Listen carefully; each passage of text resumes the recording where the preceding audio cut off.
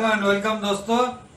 आप लोग तो बहुत है कि डीएमएलटी, बीएमएलटी, बीएससीएमएलटी में ऑलरेडी एडमिशन ले लिए हैं और कुछ आप लोग में है बच्चे कुचे जो सोच रहे हैं कि हम एडमिशन लेंगे इस साल, तो ले लीजिए। सबके लिए मेरा शुभकामनाएं। साथ ही हम जानते हैं कि मेरे बहुत दर्शक हैं जो कि इस कोर्स से संबंधित नहीं है, इसे उन लोगों का प्रोफेशन दूसरा है बस, बट उन लोग मेरा वीडियो देखते हैं। तो सबको स्वागत है इस वीडियो में। मैं हूं आपका संदीप सर, आप देख रहे हो YouTube channel MLT tutorial bye Sandeep sir. अगर आप इस चैनल में नए हैं तो काइंडली सब्सक्राइब कर दीजिएगा, दोस्तों में वीडियो को साझा कीजिएगा। तो चलिए दोस्तों, इसको पहले हम लोग पढ़ लिए थे कि लेबोरेटरी का वैल्यूज कितनी तरह के होते हैं। इसके बाद पढ़े कि लेबोरेटरी का टेस्ट जो होते हैं कितने तरह का टेस्ट होता है। ये नहीं मोटे मोटे जो भाग था कि उसका मेथोडोलॉजी क्या होती है, उसका एप्लीकेशन क्या होती है, उसका फिर फंडामेंटल्स क्या होती है, उसका मैग्नीट्यूड क्या होती है। तो आज हम लोग पढ़ने जा रहे हैं कि जो हमको रिजल्ट प्राप्त हुआ टेस्ट के जरिए उसको तो डॉक्टर के पास जाएगा, डॉक्टर उसको दवाइयां देंगे पेशेंट को, लेकिन कोई भी रिपोर्ट छोड़ने का पहले जांच करने के बाद लेबोरेटरी अपने खुद उसको इंटरप्रिटेशन करते हैं, यानी उस रिपोर्ट को व्याख्या करते हैं अपने हिसाब से कि कहीं मतलब इस रिपोर्ट में कहीं कोई चूक हुआ कि नहीं हुआ। तो इसको समझना, तो बारीकी से समझना है इसको। तो हम जैसे आपको बताया है कि आपको विराट कोहली का छक्का याद आता है, आप देख पाते हैं आंखों का सामने। तेंदुलकर का चौका आपको याद आता है, धोनी का बैटिंग आपको याद आता है, एकदम आप आंखों का सामने देख सकते हैं।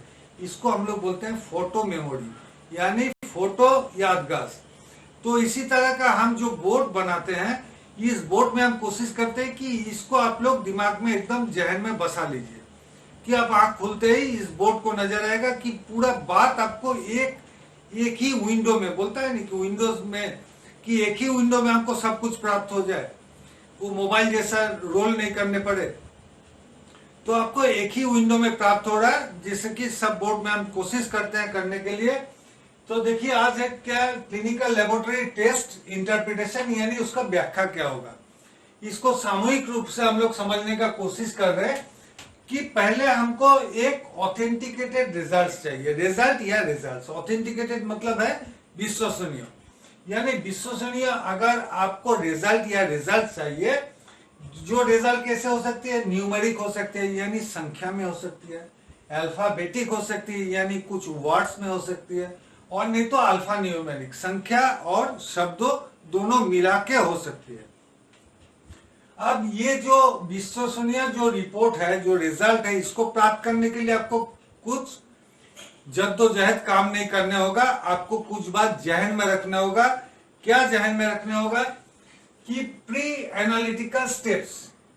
प्री एनालिटिकल क्या है कि मानिए कि एक पेशेंट आया, तो पेशेंट का आप खून लिए, पहले तो उसको पेशेंट का प्रिस्क्रिप्शन पढ़े, उसको क्या क्या ब्लड लेना है उसको हिसाब से आप ब्लड लिए।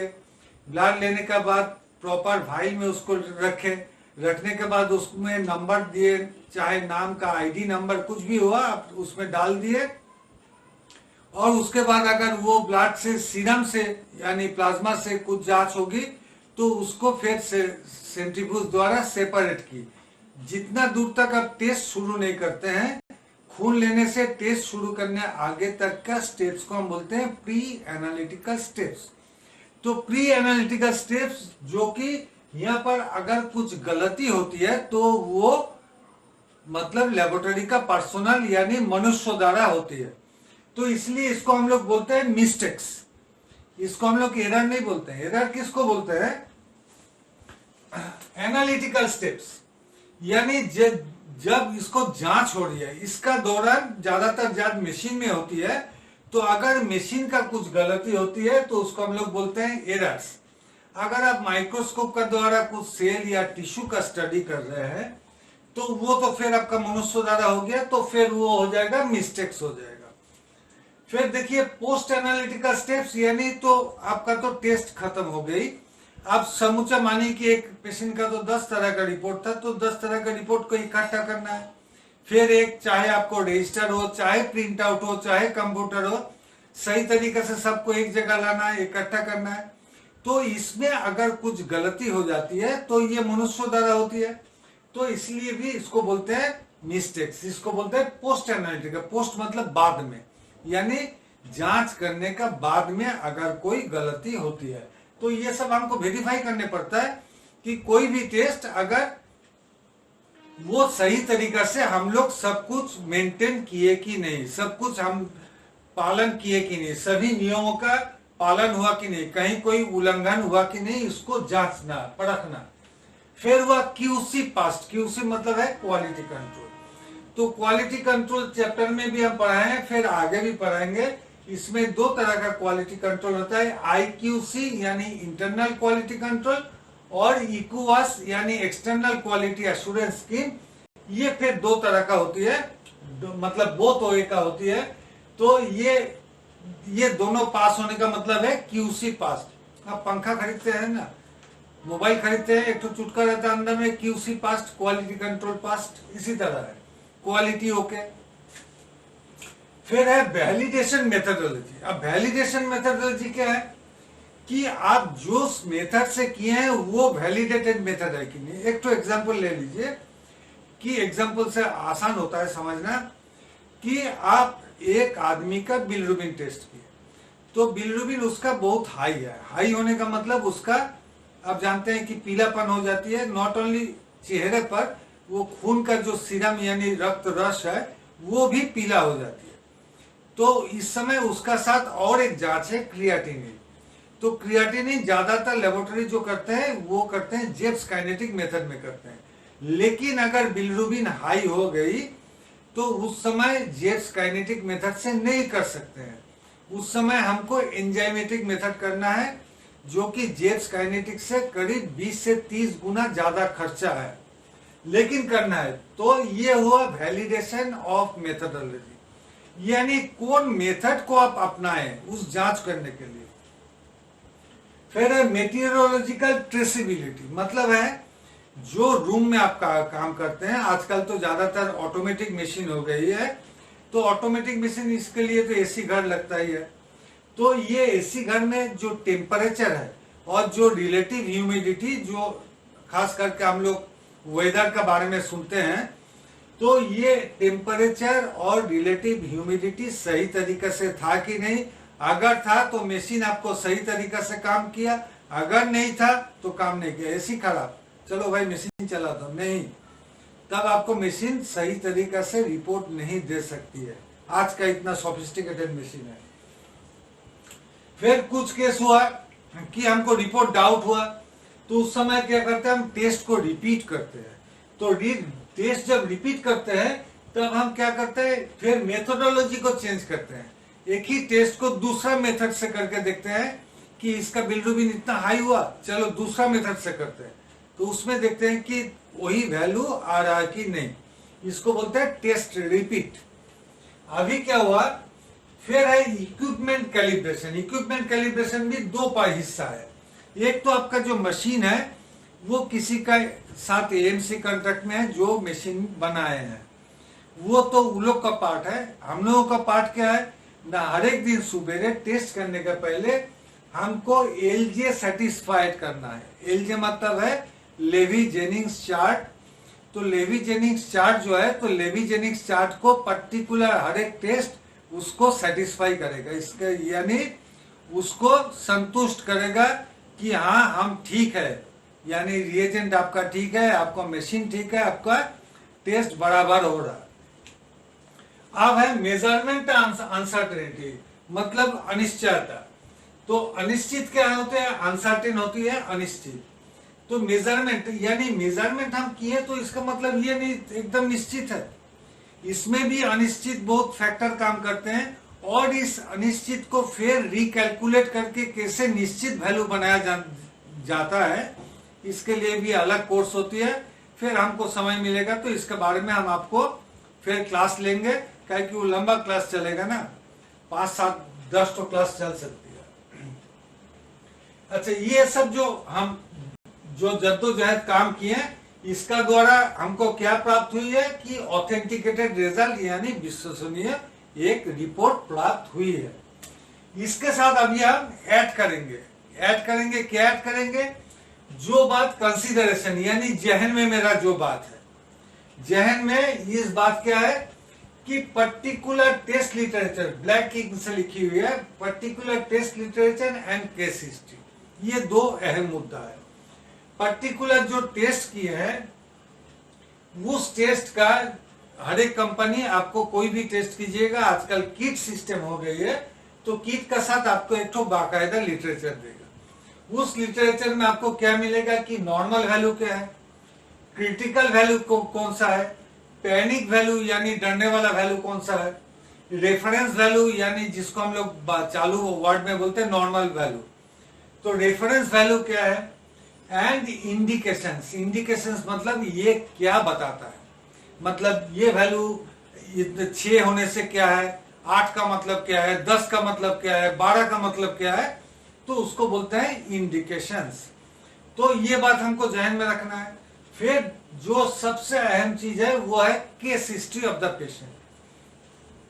अब केस हिस्ट्री में हम क्या क्या लेते हैं, अगर पेशेंट भर्ती है, इंडोर में भर्ती है यानी वो क्रिटिकली इल है, सीरियसली इल है, बहुत बीमार है, तब ना हॉस्पिटल में दाखिला हुआ उसका, तो पेशेंट का हर एक पेशेंट का हॉस्पिटल में एक केस शीट होती है, यानी यहाँ हम IND मतलब इंडोर लिखे हैं, मतलब जो भर्ती है उसका केस शीट से हमको पता चलेगा पेशेंट का क्या क्या हुआ है और उसको क्या ट्रीटमेंट मिला। फिर क्या है, अगर पेशेंट OPD यानी जो चल के आपका लेबोरेटरी में आए थे, उस पेशेंट का प्रिस्क्रिप्शन में क्या लिखी हुई है, उसका क्लिनिकल फाइंडिंग्स में डॉक्टर साहब ने क्या लिखे हैं और डॉक्टर साहब ने क्या डायग्नोसिस किए हैं। इसके साथ हमको जानने का दरकार है कि पेशेंट और पेशेंट पार्टी ब्रीफ्स, यानी पेशेंट से पूछताछ करना कि आपका क्या क्या तकलीफ है, कैसा बात है।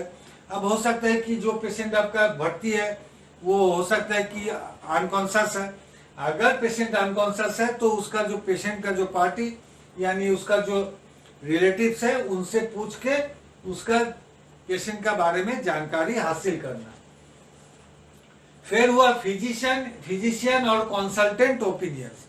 ये खास करके OPD पेशेंट का साथ नहीं होती है, जो इंडोर पेशेंट है, इंडोर पेशेंट यानी वो तो सीरियसली बीमार है, तो सीरियसली बीमार है तो उसका जो फिजिशियन नहीं तो कंसल्टेंट जो भी देख रहे हैं उसका साथ फिर हम लोग लेबोरेटरी वाले उसका ओपिनियन लेते हैं और उसका साथ कंसल्ट भी करते हैं।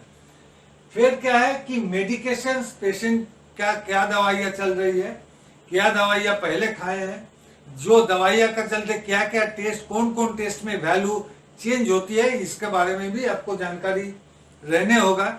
ये एक्सरसाइज का बात है, ये एक दिन में जानकारी हासिल नहीं होगी। ये जो चीज बता रहे हैं इंटरप्रिटेशन, आप तो टेस्ट तो 1 साल में समूचा टेस्ट सीख जाओगे, आपको इंटरप्रिटेशन सीखने में 6 साल 10 साल 20 साल भी लग सकती है। मतलब पूरा उसमें जो दखल अंदाजी करने वाला बात हुआ, जो कमांड करने वाली बात है, मतलब पूरा ग्रिप में आ गया। ये हासिल करने के लिए आपको जद्दोजहद उसमें लगाव रहना चाहिए और जद्दोजहद उसमें आपको काम करना होगा। तो मेडिकेशन, पेशेंट का क्या क्या मेडिकेशन हुआ।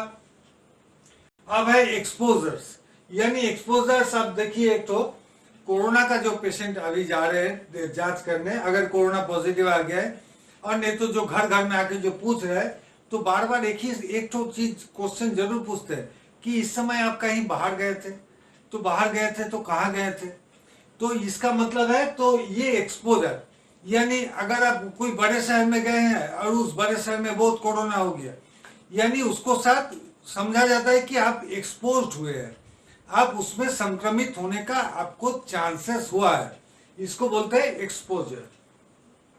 फिर होता है अंडर एक्सक्लूशन मेथोडोलॉजी और प्रोसेस। कुछ जांच होती है जो कि एक्सक्लूशन मेथोडोलॉजी में आती है, यानी डॉक्टर हर एक जांच जो लिखे हैं, हम लोग तो बोल देते हैं कि डॉक्टर साहब अनाप शनाप बेकार के बेमतलब के जांच लिख दिए, ऐसी बात नहीं है। डॉक्टर लोगों को काम होता है कि कुछ वो जानते हैं कि इस बीमारी आपको नहीं है, फिर भी उनको लिखने पड़ता है, उसको 100% श्योर है कि वो बीमारी से उसको माइनस किया जाए। तो इसको श्योर करने के लिए, इसको पूरा श्योर करने के लिए डॉक्टर साहब कुछ ऐसे जांच लिखते हैं। इसमें है क्या, प्री ऑपरेटिव पैनल टेस्ट। जैसे कोई पेशेंट आ गया हॉस्पिटल में, उसका एब्डोमेन में पेन है, पेट में दर्द है, मानिए कि उसका अपेंडिसाइटिस हुआ, गॉल ब्लैडर हुआ, तो एक दो दिन बाद उसका ऑपरेशन होने वाला है। तो डॉक्टर साहब उसका कुछ प्री ऑपरेटिव पैनल टेस्ट लिखते हैं, जैसे hepatitis B, hepatitis C, HIV का टेस्ट लिख दे। इसका मतलब ये नहीं कि डॉक्टर साहब सोच लिए उसका ये बीमारी हो गया, ये नहीं। डॉक्टर साहब भी जानते हैं कि वो बीमारी होने से क्या क्या सिम्टम होती है, लेकिन उसको कंफर्म कर लिए डॉक्टर साहब कि वो बीमारी उनपे नहीं है। तो इसके लिए इसको बोलता है exclusion principle of the test. तो अभी आइए, इसको तो जो रिजल्ट हमको मिली, जो मेरा जहन में था particular test literature case history, इसको मिला के जो पहले जो इज इक्वल टू करने जा रहे हैं, प्लस का साथ इक्वल टू जो करने जा रहे हैं, इसका पहले क्या कर सकते हैं, हम डेटा को कुछ फिर रीवेरीफाई कर सकते हैं, और नहीं तो इसको बोलते हैं डेटा एडिट भी बोलते हैं चालू वर्ड में, कि डेटा एडिट होता है। होने के बाद क्या होता है, हमको इंटरप्रिटेशन पे अभी जाना है। मेरा इंटरप्रिटेशन किस तरह का हो सकता है, एक तो हो सकती है प्रो मतलब आपका सपोर्ट में। किसका सपोर्ट में, यानी पेशेंट का जो केस हिस्ट्री है, डॉक्टर साहब ने जो इलाज दिए है, डॉक्टर साहब ने जो सोचे है, और मेरा जो रिजल्ट है, सब कुछ बराबर, सब कुछ टैली कर दिया, इसका मतलब हुआ प्रो। अभी रिवर्स यानी पूरा उल्टा, कैसे, मेरा जो रिजल्ट आया और जो ये जो केस हिस्ट्री है, ये कुछ भी एक दूसरे को से नहीं मिल खाते हैं, जो दूसरे को सेटिस्फाई नहीं करते, इसको बोलता है उल्टा रिजल्ट यानी रिवर्स रिजल्ट। एक होती है इक्विवोकल। इक्विवोकल मतलब है कि ना पॉजिटिव ना नेगेटिव। इसका और एक तो जो सबसे बढ़िया मतलब है कि इक्विवोकल है, मतलब क्या, इसको कई तरह के इंटरप्रिटेशन हो सकती है, कई तरह के व्याख्या हो सकते हैं, पॉजिटिव भी हो सकते हैं, नेगेटिव भी हो सकते हैं, उल्टा भी हो सकते हैं, हट के भी, उससे जो सोचे हैं उससे हट के भी हो सकते हैं। तो ये सब जो वैल्यूज को हम लोग बोलते हैं इक्विवोकल इंटरप्रिटेशन। तो हमको आप लोग डिस्क्रिप्शन में काइंडली कमेंट में लिख के बोलिए कि आपको ये हम जो बता रहे हैं ये आपको समझ में आ रहा है कि नहीं, आपको जहन में क्या क्या सवाल आ रहे हैं। सवाल हमसे पूछते रहिए, हम जवाब देने का कोशिश करते रहेंगे। तो चलिए आज खत्म करते हैं, नेक्स्ट वीडियो में मिलते हैं। Thank you.